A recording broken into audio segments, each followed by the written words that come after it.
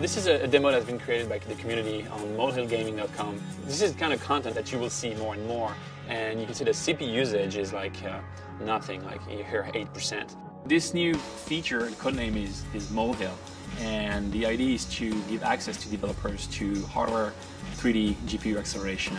People have wanted 3D in Flash since probably the first or second version of Flash, and people have been emulating 3D in Flash by hand, meticulously, painfully for a long time. And really the breakthrough in this release is we decided to have an API separate from the display list that is basically its own world, and ActionScript is now fast enough that you can do a lot of stuff in the scripting language rather than having to bake it into the player.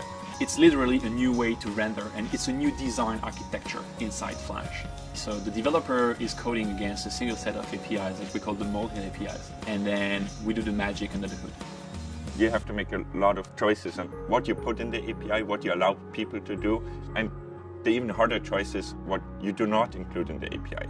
We actually made the API tailored to what we can do on mobile devices. So once you author content on the desktop, you're not using features that can never work on a mobile device.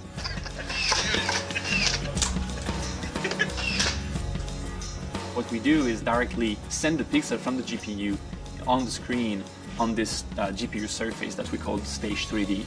You could actually build interactive characters that walk around, interactive product models.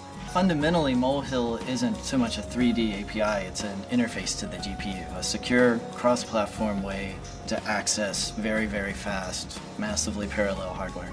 All the particles, the movements is done on the GPU through vertex skinning. That's why it's going to change a lot of things, because you get the power of Molehill with this new rendering architecture, plus all the features that you have in Flash. Suddenly, if you author 3D content, everybody can watch it. So you'll be able to use those 3D APIs to basically do anything on screen. All these games that exist in 3D now and that can be done now can be moved to the Flash Player, but it's also 2D games. I'm really excited about the notion that existing 2D games will get way faster, way more expressive. So actually there's no limits on what you're going to be able to do with Molehill.